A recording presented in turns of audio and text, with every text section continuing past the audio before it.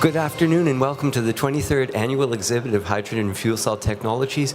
We generally don't consume hydrocarbons while we're having discussions here, but the notion is that we're having an informal discussion with one of the most informed persons when we address the development of the technology, the history of the technology, and where things are going.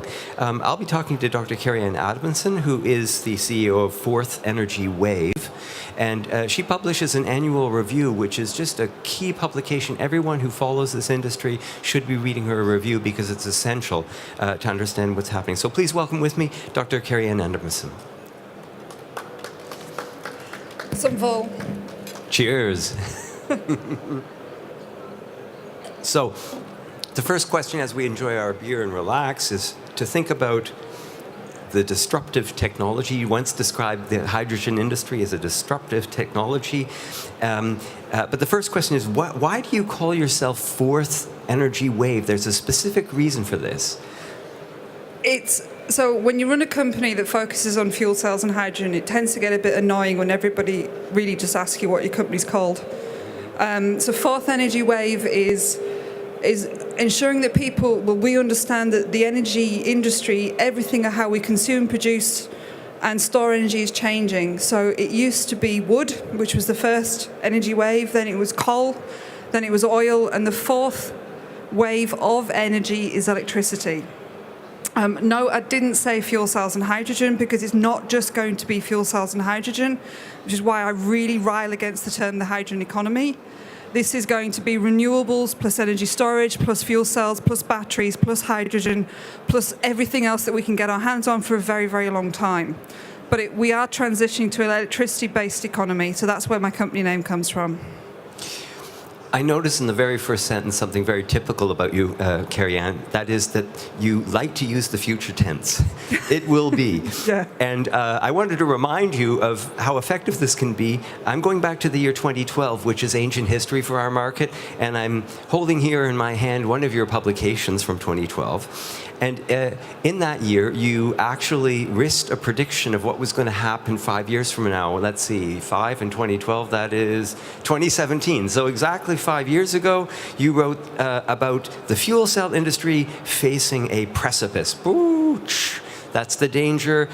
There's two scenarios. In one scenario, shipment levels do not reach sustainable level within the next 5 years, and the industry grinds to a halt. In another, more positive scenario, the industry reaches takeoff velocity, there we go, in the next 2 years with volumes ramping up and prices falling. So there's an alternative. Which one did we take? What was the road less traveled? Okay, so as an analyst, I make a lot of predictions in public. A lot of them because we have suffered as an industry from a lot of over-optimism and a lot of over-hype belief, But in the last 5 years, we have fundamentally transformed as an industry. And 5 years ago, I made that prediction, and I was out by 1 year. I'm sorry. But what we have seen this year and from the start of 2016 really is the industry really start to ramp up in terms of volume, in terms of demand, market focus, attention to the consumer. We've seen costs come out. So of those two predictions, we are not going off a precipice. We will all be glad to hear, I'm sure. Otherwise, well, you'd be in trouble. I'd be out of a job. Yeah, snap. I'm happy to say that of those two predictions, it really was the second one. And at the time I wrote that, I wasn't sure. I didn't know which way it was going to go. So the fate of the industry looks positive right now. There have been changes, and sometimes they're simply optical, and it's really only later do I recognize, oh, what is changing? Electrolyzers as a presence here in terms of the cubic meter of space they occupied has exploded. It's phenomenal how present they are, and they're talking in different terms. Okay, so I want to run through two terms with you and get you to comment on both of them. The first term that I find really interesting is people are mentioning fossil fuel parity. And you really have to parse what that sentence means in order to understand how dramatic that is. How do you take that claim? Right, so I heard this on Twitter for the first time yesterday, and I beetled over to Nell this morning and went, what's this, please? Yeah, exactly. They're there. And they said it's to be able to produce hydrogen without subsidy from electrolyzers that's on parity with fossil fuels, which is predominantly steam methane reforming. And I went, you what? You what? You seriously, you what? You can do this? And they went, yep, we can do that. So, and the two words in this is without subsidy. One of the things that get thrown that hydrogen and fuel cell industries a lot is you need subsidies to survive. You know, you're not worth it because you need a subsidy. Go talk to Nell and ask them to show you their maths. And it is incredible what they're claiming they can do. And this is what fossil fuel parity means is we're now there on a capex point for electrolyzers at least. We're at that tipping point, which is amazing. Yeah, and just the parity is the financial. It's kilowatt hour. Absolutely. What you pay for electricity today or hydrocarbon today as opposed to renewable energy and electrolysis. So that's huge. There's another term that I find so fascinating. We know that we have so many sources of renewable energy. I think of the wind turbines in the north, of course, and the whole field is stalled because we don't know how to store, which means we can't harvest larger quantities. They're there waiting to be harvested. So people are thinking of electrolysis, of course, as one big issue for storage, but then we have this another term, I mentioned two terms, decentralized fuel production. Every time people mention decentralized and then there's something after that, they think we're talking about a decentralized grid. This is another dimension. Okay, so maybe we should run through the numbers on that. What is so exciting about decentralized fuel production? So my understanding is, now I didn't coin this phrase earlier, so I don't know if the chap who did is that this is the ability from being able to very, very, very small to very, very large production of fuel, which takes away the 20% and 80% in Germany, which is 20% grid, which is mostly what people talk about when they think about decentralization, is removing the need for a grid. This is actually the 100% part of the picture. And we do tend to forget as an industry, especially with hydrogen as well as fuel cells, is that you can go from very, very small to very, very large. And obviously that's a very technical way of putting it, and I apologize. But you can do it in such a way that you can produce small and store small amounts of hydrogen, or produce very large amounts of hydrogen and store small amounts of hydrogen. That fuel flexibility, or that flexibility of production, is what's going to be and is already one of the key benefits we're seeing about the increasing use of hydrogen, right from refinery hydrogen, put my teeth in, hydrogen in the steel industry, in the glass industry, for fuel cells, and for all the other applications that are coming through. So it's able to be flexible for what the consumer requires. There's that word again, the consumer. It's a different focus. It is a different focus. I almost missed the earlier tree hugger, Kerry-Ann, which we all were at some point. We've become more practical. But when I say this, what I mean is that you describe that particularly in financial, commercial terms. That is simply, this is efficiency, this is an energy economy that is stable and it's competitive with fossil fuels. But you didn't add that this also makes us energy independent in Germany. And it eliminates the addiction on fossil fuels. So the environmental, you left that out, although it's an obvious factor. It's always been our argument. We've always come with that argument first.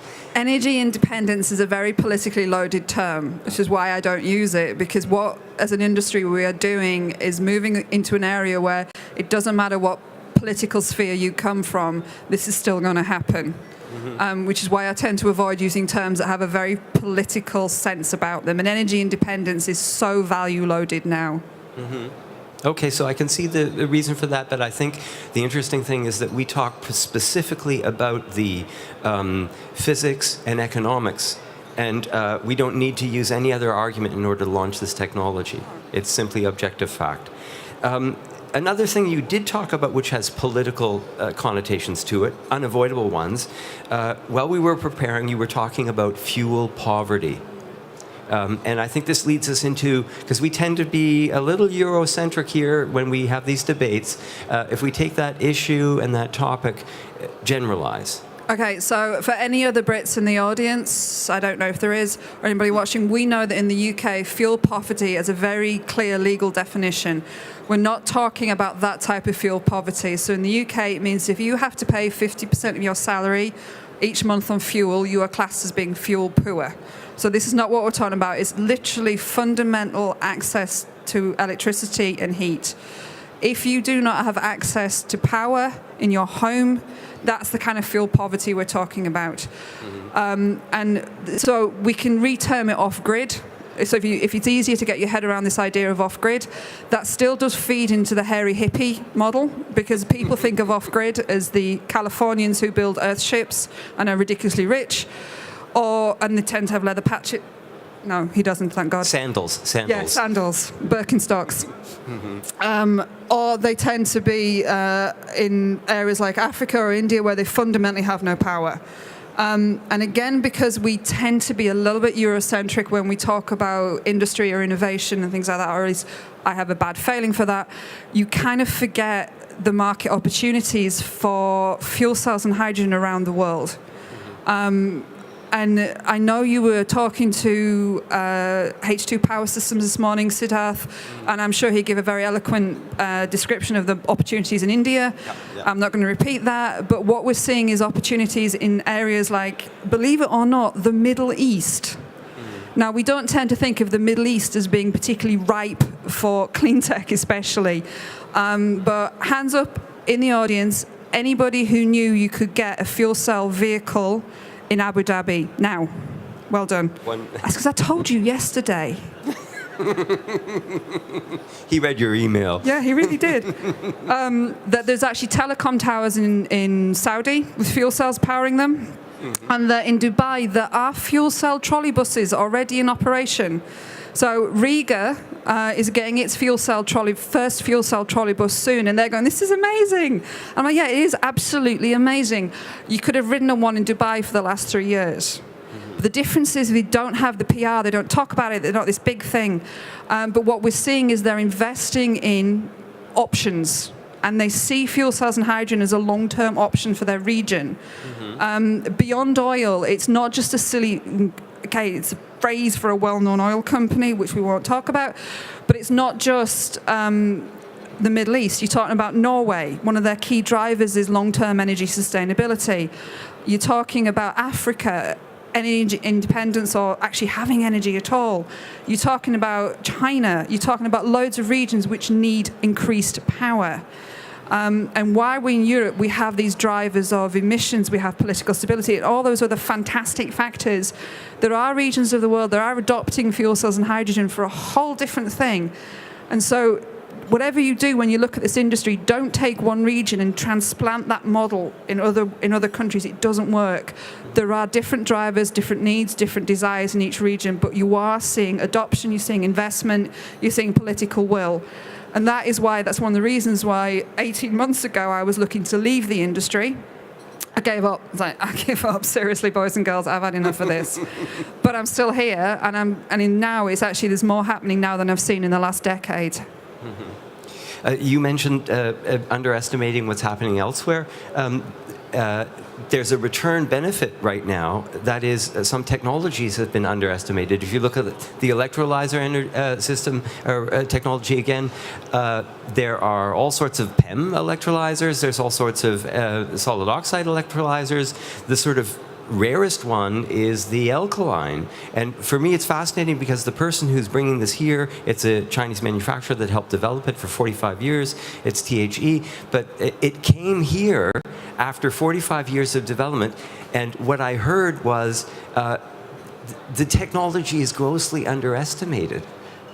We need every solution we can get our hands on, right? And one of the few things I'm so pleased to have not heard in the last 2 days while I've been here is my technology is better than their technology, which is silly. It's playground stuff because we need everything. And if we're fighting within the industry, we're not really commercial. On that note, I have to add one of the words. I'm an English native speaker here, but you have to relearn English for this industry itself. Right. And all of the moderators here, they found themselves using the word pre-commercial for the first 5 years. I've been here for like 17 years, 5 years. Pre-commercial everyone was using it, and it really is kind of this senseless way of saying we'd like to sell something if we could. And we're a long way from that now, aren't we? You have, yeah. I mean, it's easy for me to say you have no idea, like, yeah. But, so Brian's been coming 17 years to this, and I've been coming 16 years to this. And even in the last 2 to 3 years, the whole focus of this event, from my perspective, remember, I'm not getting paid to say any of this stuff, is that it has become a supply chain event. So this is where you come when you are part of the supply chain to meet customers. It has moved away from advocacy. When it first started up, this really was a big group cuddle. You know, you came here to go, it's all going to be all right, have a beer, we'll just have a little cuddle, and we'll go away again, and we'll come back next year and see who's still alive, literally in some cases. And it was at that level. But now this is, if you walk around, this is an industry. You talk to management, you talk about pricing, you talk about delivery schedules. You talk about when you can have your product delivered. This is an industry. And again, if Brian doesn't mind me saying, one of the things I haven't heard, which again is a great bellwether, is we've got the world's best technology, which is a ridiculous phrase, because what it says is you're focusing on the technology, not on how you're going to sell it. It doesn't matter if you have the world's best bar of chocolate. If you don't have a market, if you don't have the right management team, if you don't have a route to market, if you don't have distributors, if you don't have any of that, you're not going to sell.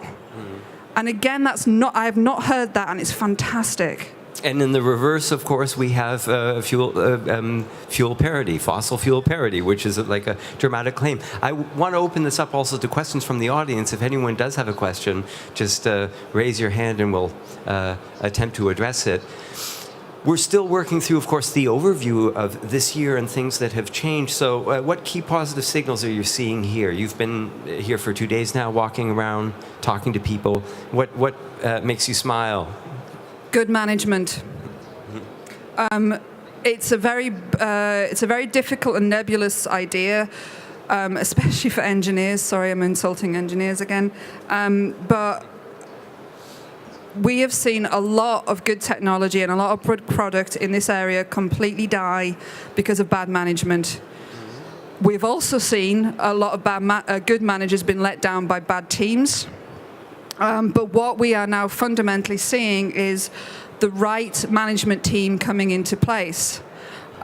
Good managers attract investment. They are able to leverage and pull an investment.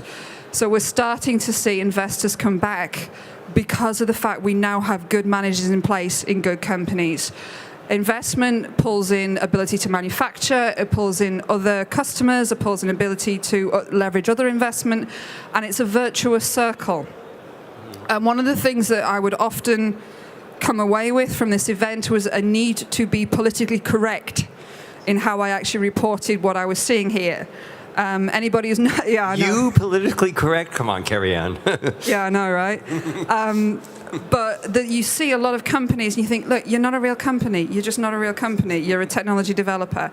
But now what I see is companies who talk about investment strategy, who talk about how they're going to create a company, whether it's an exit, whether it's long-term investment, whether it's launch, what kind of manufacturing plant they need, what kind of staffing levels they need. All those words just really, really, really make me smile, because it's not focused on a fuel cell, it's focused on a company and selling product.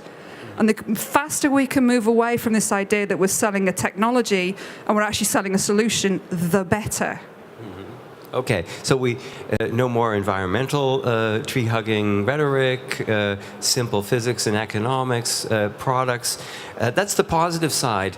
There's got to be some things that really sort of are in your face, nasty, bad. What's not working? The layout. The layout. Sorry.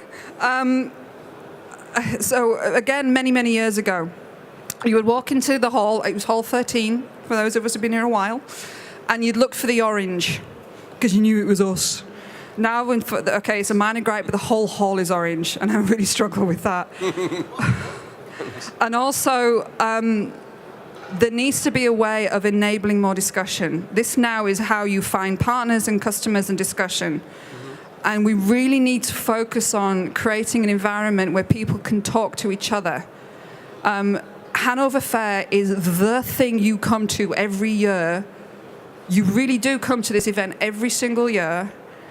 But as the industry changes, we need to focus on making sure a lot more people get together and talk to each other. Whether it's more of these or longer of these, I don't know.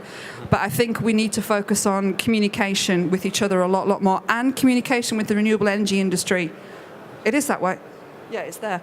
Okay, the renewable energy industry is our key ally and our key asset.